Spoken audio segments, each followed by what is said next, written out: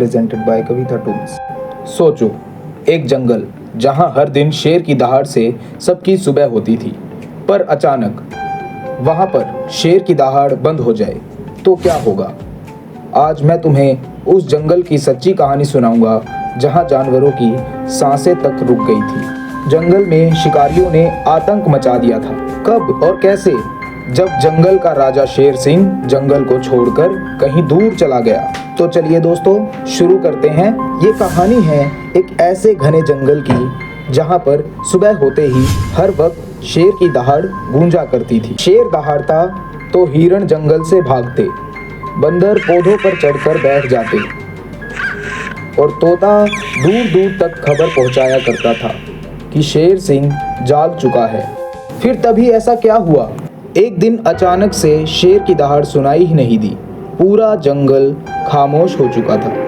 पत्ते हिल रहे थे, हवाएं चल रही थी, लेकिन उसमें कहीं शेर की दहाड़ का नामो निशान भी नहीं था। जंगल के सभी जानवर शेर सिंह की याद में बहुत ही परेशान थे। एक दिन सभा हुई।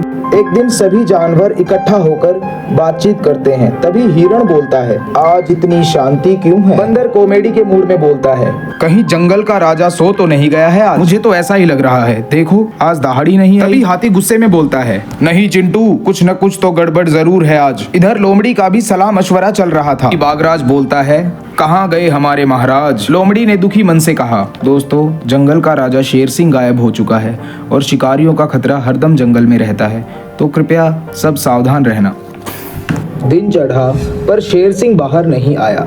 सब जानवर बेचैन हो गए कि आखिर जंगल का राजा कहाँ गया। अगले दिन सुबह तोता बोलता है, कल रात मैंने बहुत अजीब आवाज सुनाई दी, शायद जंगल का राजा बीमार हो गया। हिरण बोला। बंदर बोला, नहीं, शेर को कुछ नहीं हुआ है तो उसकी दहाड़ कौन रोक सकता है। ऐसे ही जंगल में एक रात और गुजर जाती है। इधर सभी जानवर बिल्कुल हैरान हो चुके थे कि आखिर शेर सिंह गया तो गया कहाँ। अगले दिन लोमड़ी ने एक सभा रखी और सभी जानवरों से बोली, दोस्तों, जब तक महाराज नहीं मिलेंगे तब तक शिकारी भी हमारे जंगल पर ऐसे ही नजर गड़ाए रखेंगे। गांव के लोग काफी निगाह में रहते थे। हाथी बोलता है, मैं सभी को रास्ता दिखाऊंगा। हिरण बोलता है, मैं तेज दौड़कर आगे पीछे देखता रहूंगा, जंगल में हर जगह नजर रखूंगा। और बंदर वही अपना हंसी मजाक करते हुए बोला कि अगर शेर कहीं छुपा है तो मैं उसे सबसे पहले ढूंढ निकालूंगा। फिर चारों मिलकर जंगल के भीतर निकल पड़े।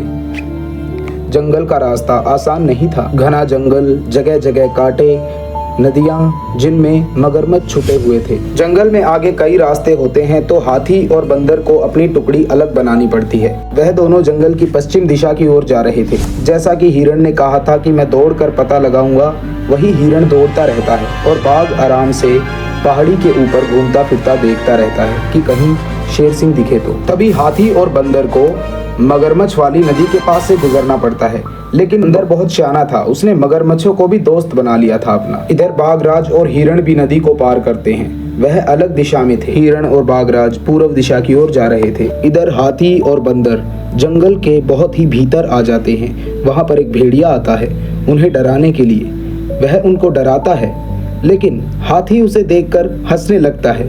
वह जोर जोर से हंसता है और भेड़िया पूछता है, तुम क्यों हंस रहे हो?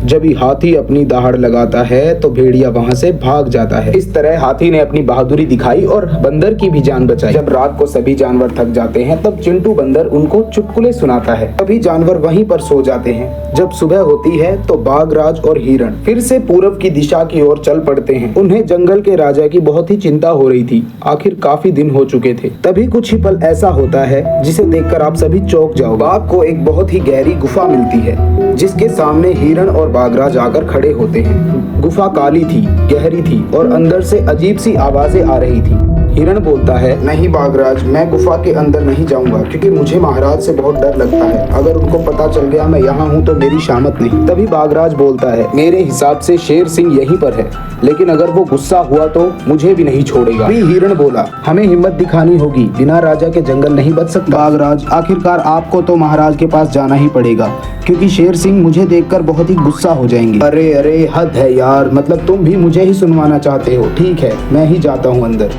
बाघ ने हिम्मत दिखाई और अंदर गया। अंदर उसे शेर सिंह मिल गया। शेर जमीन पर पड़ा था, उसकी आंखें थक गई थी, उसके शरीर पर घाव थे। महाराज, ये क्या हो गया आपको, और आप इस तरह जंगल छोड़कर यहाँ क्यों चले आए?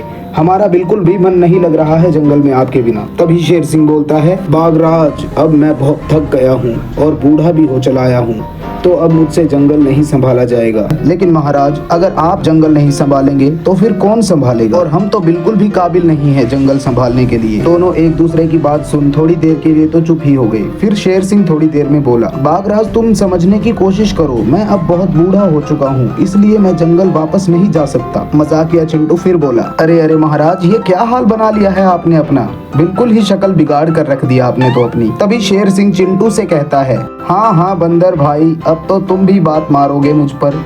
मारो मारो, क्योंकि अब मेरा समय जो गुजर चुका है, नहीं तो मैं भी किसी जमाने में बॉबी देओल हुआ करता था। अभी हाथी की बात रह रही थी महाराज से। तभी हाथी बोलता है, महाराज, जंगल के राजा का कभी भी समय नहीं गुजरता, जंगल का राजा हमेशा एक बहादुर ही होता है। तभी बंदर बोलता है, हाँ महाराज, फिस्को हाथी सही कह रहा है, किसी भी राजा का जंगल से कभी भी समय नहीं गुजरता, हमेशा जंगल उसी का होता है। तुम्हारी ये सब बात ठीक है, लेकिन अब जंगल को एक नए राजा की जरूरत है। शेर सिंह ऐसा कहकर बोलता है। तभी बाघराज बोला, महाराज, दूसरे तीसरे दिन जंगल में शिकारी आ जाते हैं और कहीं न कहीं शिकार कर ले जाते हैं। तभी शेर सिंह गुस्से में बोलता है, क्या कहा? शिकारी कब और कहाँ? जंगल में हमारे, बताओ कौन है वो, मैं उसे जिंदा नहीं छोड़ूंगा। शेर सिंह गुस्से में बोलता है, महाराज, 2 दिन पहले भी शिकारी आ रखे थे और जंगल से हिरण का शिकार कर लेकर गए हैं। हमारा जंगल में रहना मुश्किल हो रहा है। अच्छा, इसका मतलब तुम लोग मुझे लिए बिना यहाँ से जाओगे नहीं? तो चलो ठीक है, भी सोच रहा हूँ तुम्हारे साथ चलता हूँ। पहले गुफा से बंदर और शेर सिंह निकल आते हैं बाहर और वह जंगल की ओर जाने लगते हैं। शेर को बहुत ही गुस्सा आ गया था शिकारियों के नाम। इधर बाघराज और हाथी ने चैन की सांस ली और हाथी बोला, चलो ये तो बहुत ही अच्छा काम हो गया कि महाराज जंगल की ओर जा रहे हैं। तभी बाघराज बोलता है, हाँ यार, शेर सिंह के बिना तो जंगल सूना सूना सा लग रहा था, अब बहुत ही अच्छा होगा, अब शिकारियों को भी मजा चखाया जाएगा। हाँ, लेकिन एक बात बताओ, हमारे साथ हिरण आया था, वो कहाँ है? कहीं किसी मुसीबत में तो नहीं फंस गया? चलो बाहर जाकर देख लेते हैं। तभी हाथी और बाघराज गुफा से बाहर निकलते हैं। उनके लिए यह बहुत ही खुशी का मौका था कि शेर सिंह जंगल वापस पहुँच गया। जंगल में आने के बाद शेर सिंह चिंटू बंदर से कहता है, अब तुम देखना चिंटू, सभी शिकारी कैसे यहाँ से भागते हैं, सबको मार डालूंगा। इधर बाघराज और हाथी को थोड़ी देर में हिरण मिलता है जो तड़प रहा था, मुझे बचाओ, बचाओ मुझे, बचाओ मुझे, ऐसा कहकर बोल रहा था। तभी फिस्को हाथी बोलता है, अरे क्या हुआ तुम्हें हिरण भाई, तुम्हारे पैर से तो बहुत सारा खून निकल रहा है और तुम तो हमारे साथ थे, अलग कब हुए? तभी हिरण बोलता है,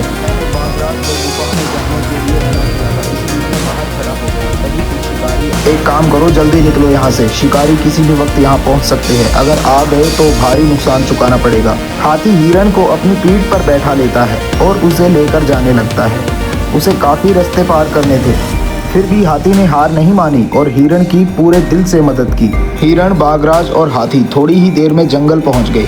हिरण एक जगह एकांत में होकर बैठ गया। जंगल का वैद्य डॉक्टर गधाराज था, तो हाथी ने गधाराज को बुलाया था। कुछ ही देर में गधा वहां पर पहुंच जाता है, जिसको हाथी ने डॉक्टर गधाराज को पहले ही सब कुछ बता दिया कि हिरण के पैर में गोली लगी है। गधा तभी हिरण का उपचार करता है और हाथी राज के इस काम के लिए 1 लाइक तो बनता है, क्यों दोस्तों? हिरण के अंदर इतनी जान आ गई, वह जंगल में इधर उधर भागने लगा।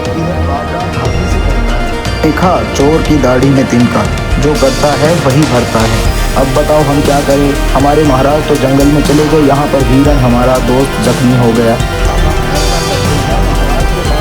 तभी बाघराज और हाथी, यानी फिस्को हाथी, जंगल के राजा शेर सिंह की गुफा के ओर आ जाते हैं और आकर महाराज से हाथी बोलता है, महाराज, जंगल के जानवरों को खतरा और भी बढ़ता जा रहा है, आज भी हिरण को किसी ने गोली मार दी है। हाथी गंभीर आवाज में बोलता है, तुम मुझे थोड़ा समय दो फिस्को, मैंने ऐसी तरकीब बनाई है जिससे शिकारी बच नहीं पाएंगे। ऐसे ही रात हो जाती है और सभी जानवर चैन की सांस लेकर जंगल में आराम से सोते हैं। फिर अचानक अगले दिन की सुबह जो होता है वो सबको चौंका देगा।